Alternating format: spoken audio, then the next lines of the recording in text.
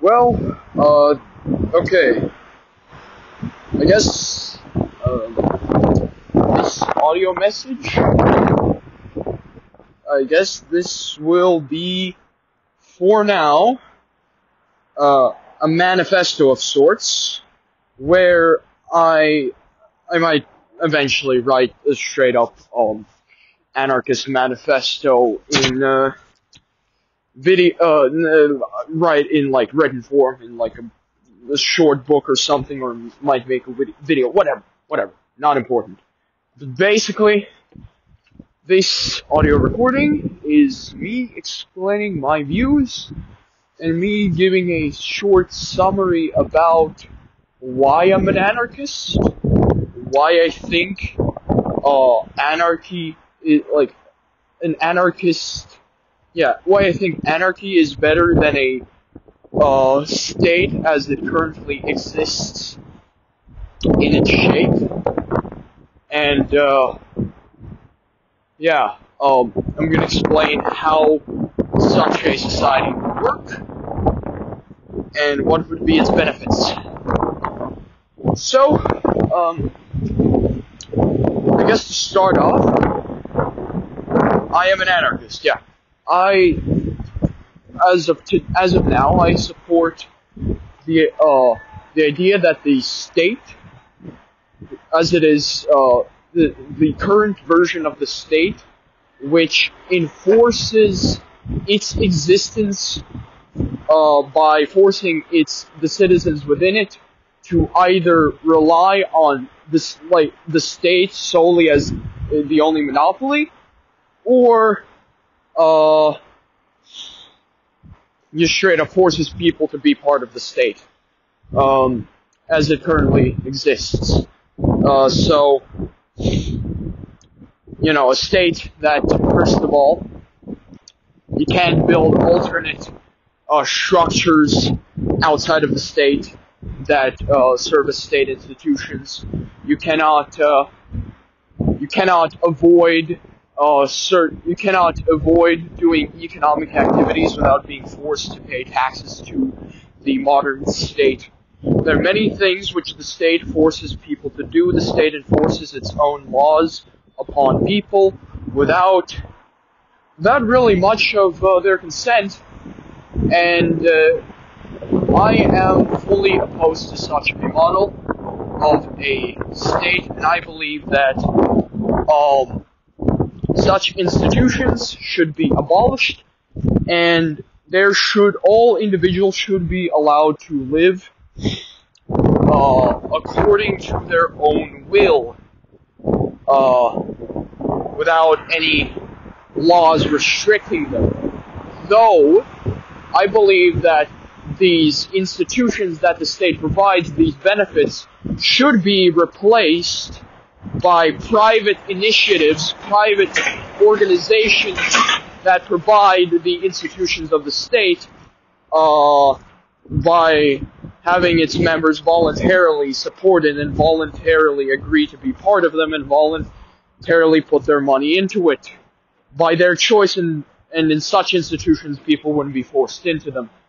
But I will talk about more on that later on. I know where to start, though. I guess I'd like to... Good question. Well, I guess I'll go off to start off by explaining all through 5 ways, through 5 means. First is the governmental, the civic, the economic, the cultural, and I think the 5th was foreign or military. Yeah, foreign policy. Through 5 facets of policy, I'm going to explain each of them and how they would act, how I believe an anarchist society could build upon these 5 facets of politics. To start off with the center, which is the government. So I think, yeah, I think the government as it exists right now should be abolished, but I believe that it can be, in a sense, replaced by voluntary governments. So now I shall explain what they are. So I think I don't think that the state is fully bad. I think it is. I don't like the state. I think the state, the forced model of the state, is bad, and it definitely hurts the individual more than it gives. In most cases, it hurts society a lot more in the long run than it gives to society. And but that doesn't mean everything it provides is bad, because it does provide some basic institutions that are helpful to individuals.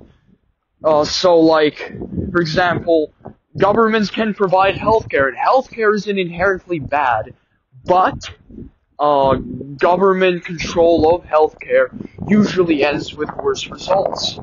So, through this means, there are certain institutions, there are certain services the government provides, which the services themselves are inherently good, but they are corrupted by a forced model of the state, a state monopoly.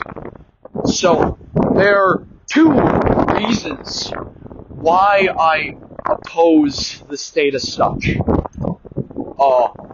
One, because it forces its individuals that live within it into its framework, into its society, and prevents and basically forces them to either be within that state structure or face severe consequences, like jail for not paying taxes.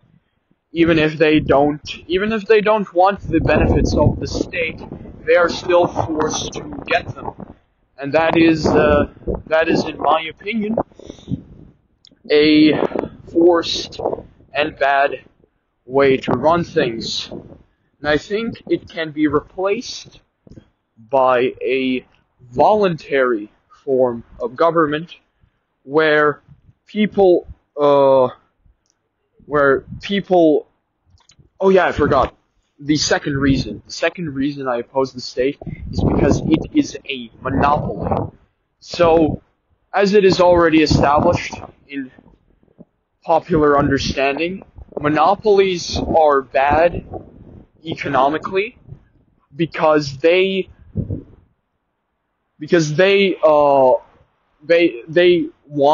prevent competition and basically prevent any progress from being gained, as there's no incentive to improve services, as they are the only provider of said service or product, and so they don't have to care about quality or innovation because they will still get profits nonetheless, because this is a service that people will buy from either way, and this is why a monopoly is bad. And the second thing is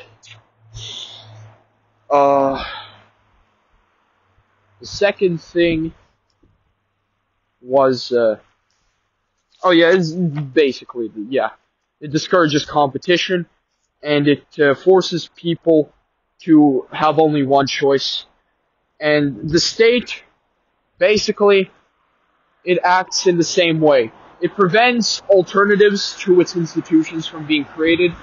It prevents any competition to the state structures being created, which causes the state to have no incentive to actually provide its fullest benefits. And in most cases, and it is in practice, bureaucrats who take your tax money have no incentive to actually give it back to you, to actually provide anything other than the absolute minimum of service, because they know if they provided zero law enforcement or zero welfare, they would get revolts, and the people would rise up against them in despair. And so, all they have to do is provide the bare minimum and take the rest for themselves, and that's how corruption exists in most places in the world. The state forces its people into its institutions and no longer has an incentive to actually provide the benefits of said institutions, as they will either way get the profits as long as they provide the bare minimum of their services. And this is why the monopoly of the state is so damaging to society as it is right now.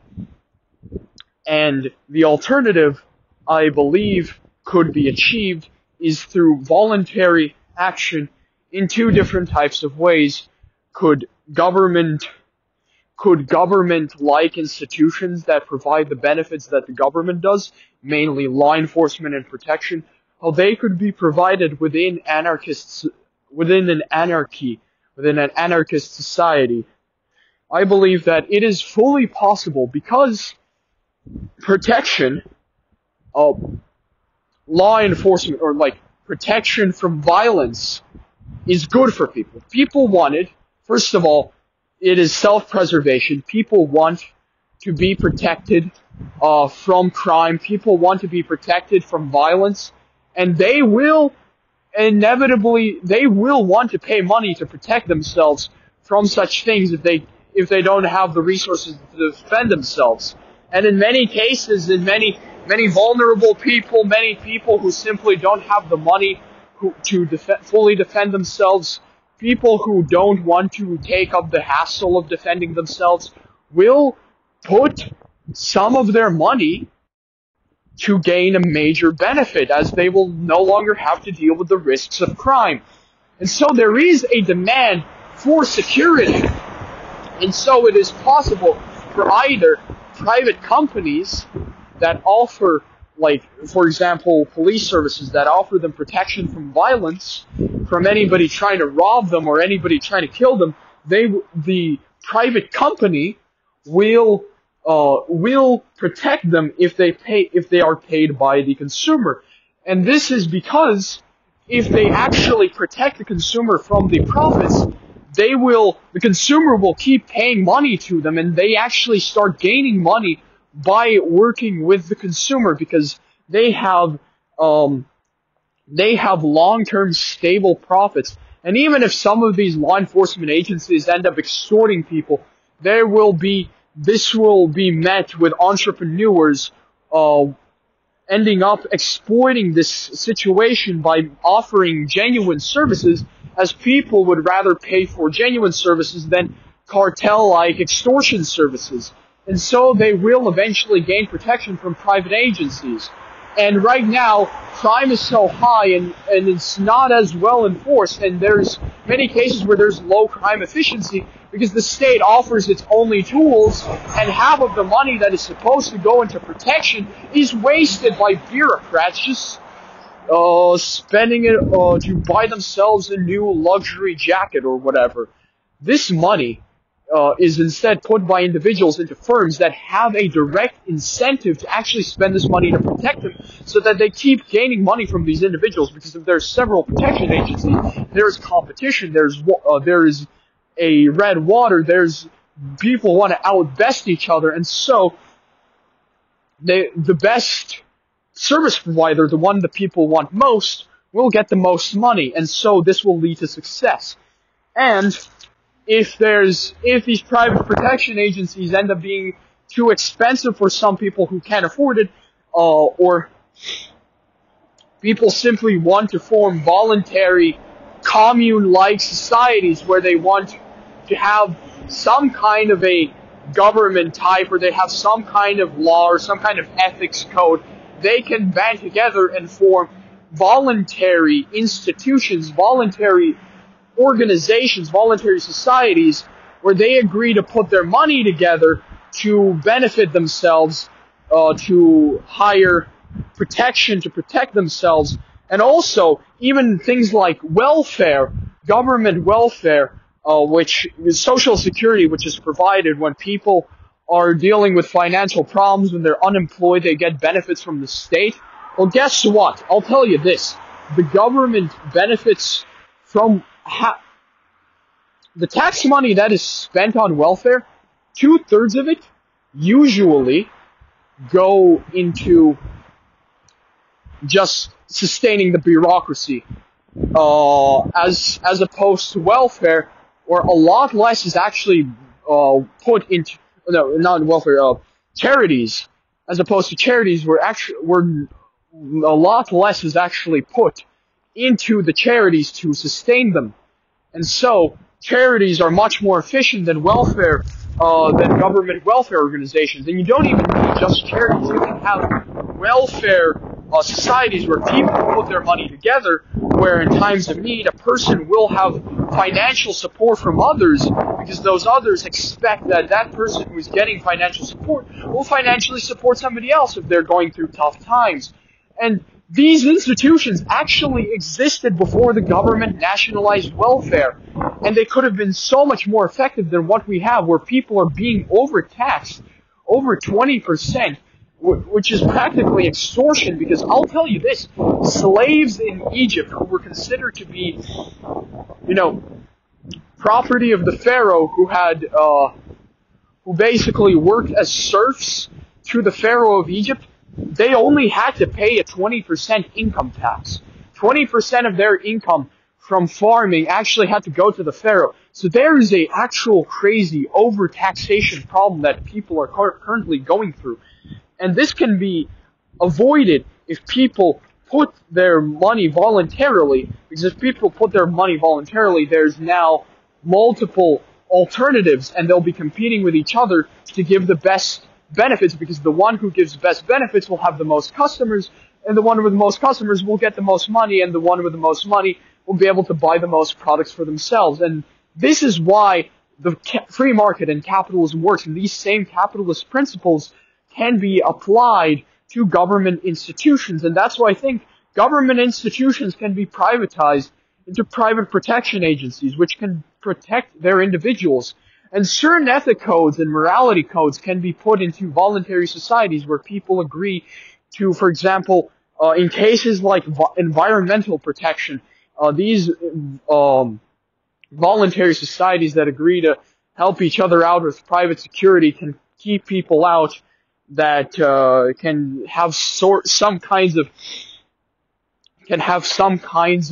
environmental respect codes, where if this code is broken, then the society sanctions firms and companies that end up polluting the environment. And the general problem of the environment can be much more sustainable, because the issue of the environment can be much better solved, because now, without a state to protect people, people are much more conscious about their surroundings, about their political surroundings, about what things have to be done. Things are a lot more uncertain. And they basically have to start thinking about how to fix certain problems in society. They start becoming a lot more engaged, because now there's no longer big daddy government to wipe their diapers. And with this, there can be much more consciousness in environmental affairs, and these private organizations that agree to help each other out can sanction those who pollute the environment, and can basically enforce can basically not enforce, but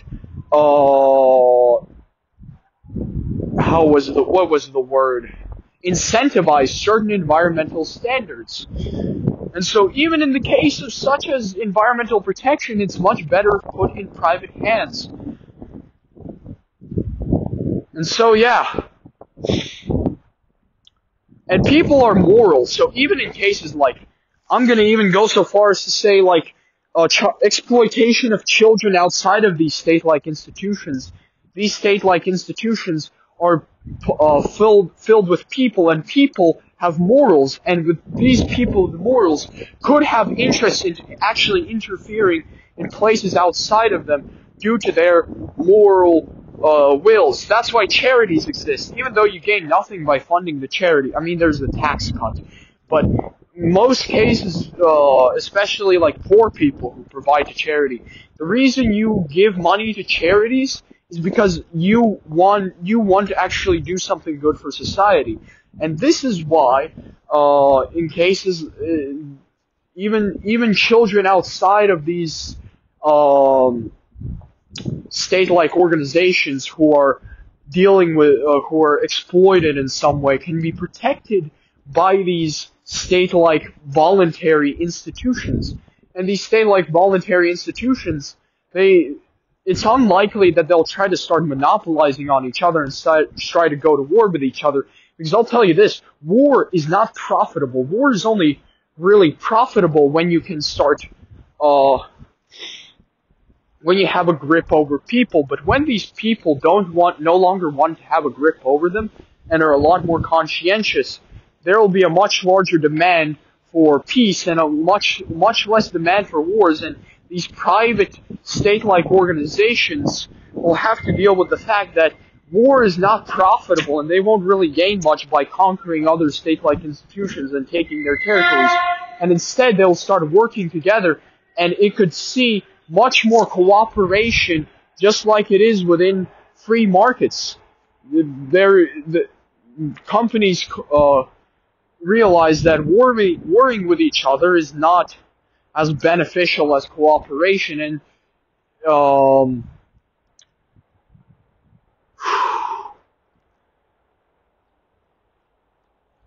such cooperation will lead to the benefit of all parties, and that has been seen through history time and time again. Cooperation leads to much more benefits, much more profits, and this will profit the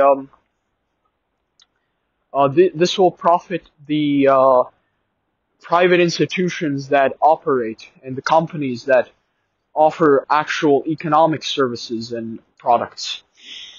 And so, in fact, through anarchy, because people want order and because people are now voluntarily doing it, there will now be a lot more order and a lot more cooperation than there would be in a state that forces people to be under order through a fist. And let me tell you something. I'm going to tell you something about basic psychology, is that people are a lot less likely to do something when they are forced to do it. This is basic psychology. Why aren't we actually applying this to politics? As I have outlined with my argument, voluntary systems can provide everything the state does, but with just much more efficiency, much more morality, and everything else. This all sounds good in theory, but can this work in practice? Yes, there is one major case with the Maknovist Ukraine. Now, it wasn't exactly anarcho-capitalist, but it didn't do exactly the best economically, but state-wise, it didn't really have much of a state. It was an anarchist, state-like organization, which was fully voluntary. Its services were fully voluntary. The Black Army was fully voluntary. And even though this was a fully voluntary anarchist society, they managed to build hospitals. They managed to maintain order within society. Because when people want to protect, when people are voluntarily choose to protect themselves rather than have a big daddy, big brother force this, shove this down people's throats, have a boot crushing the human skull like that, there will be actually much more prosperity. There will actually be higher efficiency.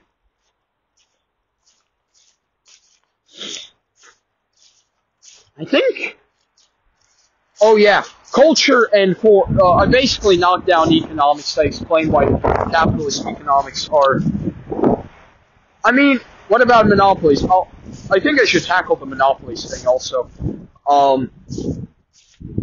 Monopolies, most modern monopolies are actually formed because of state regulations. I'll actually go over a couple of these state regulations that are good at making monopolies. So, minimum wage, what this does is it sets a higher barrier of entry for businesses. Yeah, it sets a higher barrier of entry for businesses, and they have to pay a lot more than like a startup business cannot really pay off the price of the minimum wage at the start, and businesses that cannot do so, they cannot really prosper, and there's a much higher barrier of entry, and the big businesses benefit because even though they have to pay a higher cost to their workers, they can just lay off a couple of these workers, and they no longer have to deal with competition. 2, government subsidies. What if the government pays these small startup businesses? Well, what happens is some of these startup businesses are actually inefficient and are actually unprofitable, and in regular free market circumstances would die off because they are inefficient. But because they are supported by the state, they can keep surviving and they can keep living off of government funds. And that just means that, well, there's just tax money wasted in the thin air for products nobody is buying. And it ultimately leads to less innovation as this tax money goes away from people who could have spent it much better otherwise. The state, it takes energy away and diverts it with a much smaller efficiency. And this is why it is just much better to have things done voluntarily and done things without a major middleman. The state is just a middleman that makes things much more complicated. It just makes things much more expensive. The state, human society is like a living organism. It is way too complex for mere bureaucrats to understand it, and when they intervene in it, everything actually gets worse. It may seem good at first, but in the long run, it actually leads to no real benefit, as people are money is taken away from people to sustain it, and a lot more money is being taken away than it is actually being spent. And so these people would spend their money regardless. This money would be spent regardless. And so what actually happens is that the money goes out of the circuit and is spent into bureaucrats who just steal energy from people. It's just a system of vampires, basically. It's a vampiric system. This is why I'm against the state. So what about culture? Well, first of all, culture. I realized the state is not really, whether the state exists or not, whether the markets are controlled or not, doesn't really actually impact how good culture is. Because even though there may be a profit incentive, okay, so I'll have 3 examples.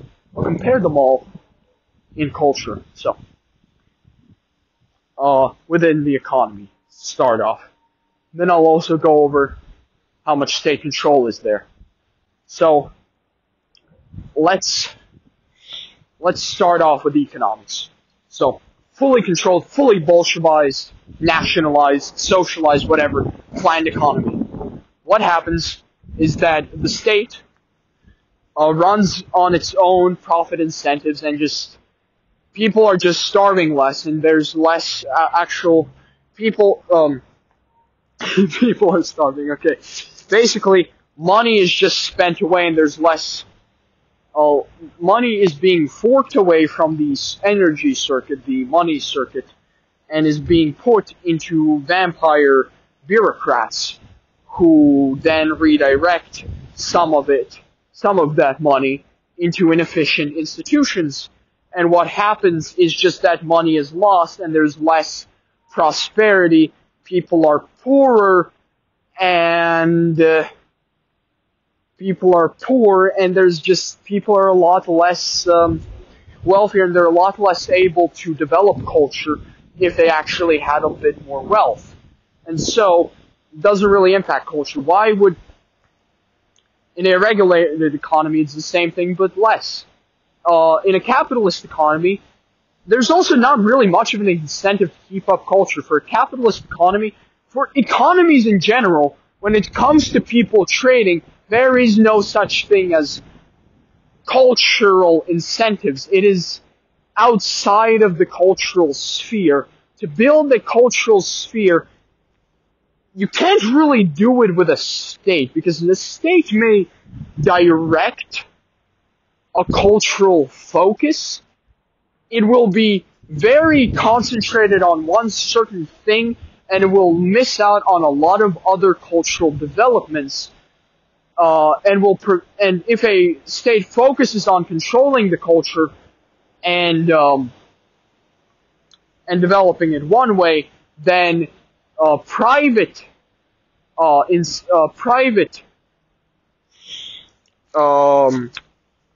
engage. Honestly, yeah, private engagements in developing the culture will not be as fruitful. They will be a lot more if the state starts suppressing cultural flow, then many things that could have turned out beneficial, or many things that could have taught society something new, would go away. It would just not happen to come over. But basically, for the nationalists, I myself am a nationalist as well, by the way. The national culture doesn't cease to exist when a nation state disappears, because people will still have a connection to their land. People will still have a connection to their culture. That culture is not built by the state. It is not. It is not sustained by the state. It is not built by the state. It is built by people. And in the absence of the state, people will continue to exist. People will continue to protect themselves, as I have established. And people will develop their culture. Now, the reason we are straying from God, we are straying from our values, is because our philosophies changed, and we embraced hedonism. We embraced that. Honestly, it was partly due to monopolies doing so. And who made those monopolies? Ding, ding, ding, the state. But I'm getting carried away with this. But generally, it was because of people's efforts to challenge the culture and destroy it, and they failed to create a culture. But culture is being revived not by the state, but by individuals. There's cultural revival efforts, and they're done by individuals. The state, as I previously said, is a lot less inefficient than individuals, and all cultural creation, all cultural sustainment, the sustainment of the nation is done by individuals, by free people who choose to do so by their own choice. And that's how you develop the nation. There will be elements that are enemies to it. There will be opponents to that nation, but by just simply extinguishing them,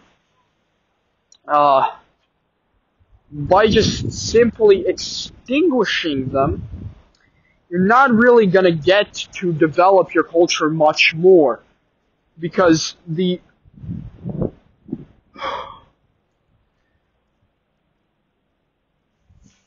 there we go. Yeah, I found it. I thought of it.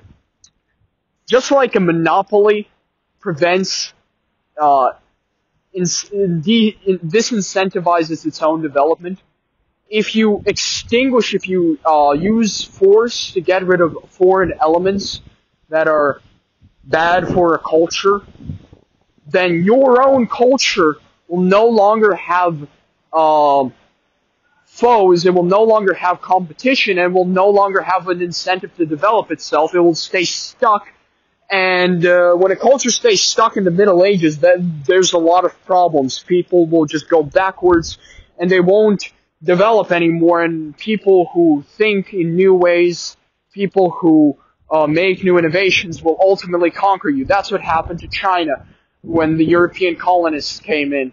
So, if you allow these foreign elements to exist, but you actually focus on building up your culture, not through the state, not through Big Daddy government, but through your own efforts. You see, with the state, it may spread culture, but it will ultimately be our own choice to accept it. This is people. People make culture. A nation is a group of people. A culture is the values, the traditions of these people, which were made by these people interacting with each other, forming a society. A state is just a parasite sucking off of it. And so you don't need a state for culture. You can have a nation, you can have a fatherland without a state leeching off of it. You can have a fatherland of free individuals. Individuals build a culture, and that is the truth. The collective is actually much better when it is built by individuals making their own efforts.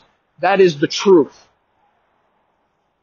And finally, on the last point, which is probably the biggest challenge to anarchist societies, is the foreign element. Foreign policy. How are you going to prevent foreign armies from occupying you? Well, just like there's a demand for police protection, there's also a demand for state protection. Not state protection, there's a demand for border protection. There's a demand for protection from foreign armies. And that's why, because people want to actually protect their anarchist societies, they will start paying their money for armies. They'll start volunteering their money through these societies to form private armies that protect these individuals, not just from criminals inside the anarchy, but also foreign armies outside the anarchy. They'll protect them from protect the people from these armies moving in and occupying their land, because they'll have an incentive to develop, and because there will be competition, there will be much more effective armies, there will be much more advanced armies, and they'll actually form. They'll be even better than state armies, because they'll have a much larger incentive to actually be better. Because there's not just foreign armies who you have to compete with. You have to compete with armies within your own state to get the more profits from people putting your money into said armies. And these armies aren't likely to go against each other. They were actually much more likely to cooperate with each other, because that is the will of the people to maintain this anarchist society. And if these armies start fighting over each other, well, then they'll all just start losing profits, and it's much more beneficial to actually cooperate with each other against foreign forces, because they will actually have sustained profits rather than being divided and being conquered by foreign armies. It is profitable, and that's why it works. And it's not just private armies, but masses of people can mobilize, because if in this anarchy, if people actually start realizing this anarchy stuff is good, they can mobilize into militias, and they can actually form a standing militia army to provide the bulk of the manpower to protect themselves from foreign armies. And these private armies are actually likely to support these smaller militias, because that's what keeps their profits rolling. And that's why it keeps going, because it's a well-oiled machine, even though there is no real machine. It's just people. That's what capitalism is. It's just people being allowed to do what they want. When people are allowed to do what they want, and people also are allowed to protect themselves, and are allowed to work with each other on their own wishes, you don't need to force them to do so. It can end up just working. And yeah, there's, as I said, Makhnovist Ukraine. It managed to do so. It managed to make such a voluntary society. It is fully possible. Capitalist economies, they succeed a lot more. Laissez-faire principles can be applied to the government. Most problems we face, corruption, state, taxes, state, the taxes rising, prices rising, inflation, the state. It's all the state's fault. Everything wrong. Okay, well, not everything wrong. There's a lot of problems that individuals themselves have to deal with. But several of the world's problems are either caused by or are made even worse by the state. Because forcing people is bad. It is immoral. It is horrible. It is a terrible thing. And once people realize this, we can start reaching even greater progress than we currently have. Because we, in such liberal societies, we already have benefits of things like capitalism and of free thought. Imagine how much better could it be if we if we fully got rid of the state that steals taxes from us. If we fully got rid of this parasite that is taking energy away from the circuit. Imagine how better could things be.